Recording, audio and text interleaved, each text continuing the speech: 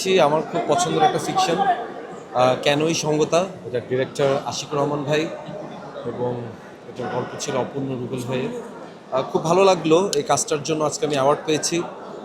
সবসময় আপনারা আমাকে কাবিলে তুলতেছেন, কাবিলে তুলতে বাইরে গিয়ে আমি আরও কিছু ফিকশন করেছি গত বছর, তার মধ্যে কেন এই সঙ্গতা ছিল, আজকে সেটার জন্য অ্যাওয়ার্ড পেয়েছি।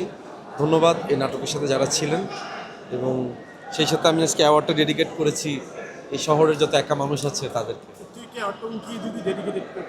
আমি শহরের একা মানুষ তাদের।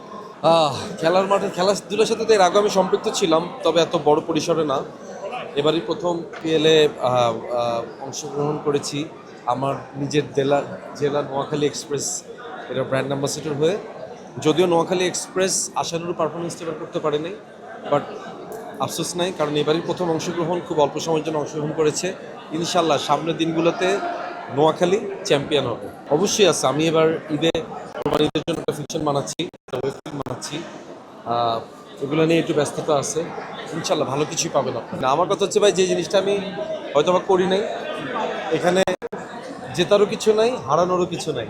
সো আমি নিজে বলছি, পলাশ তুমি জাস্ট স্টেজে উঠবা, নির্ভয় তুমি খালি পারফরমেন্স করবা, দ্যাটস ইট। আর ডান্সার শাহ আলমরে মনে মনে স্মরণ করছি, কারণ ডান্সার শাহ আলম তো সবসময় ডান্স করে। অভিনয় নাকি নাচ, কোনটা বেশি কঠিন? ভাই নাচ কিন্তু খুব ডিফিকাল্ট, অভিনয় তার চেয়ে একটু ইজি আছে আর কি আমার জন্য। তো নাচটা খুব এনজয় করছি। Thank you.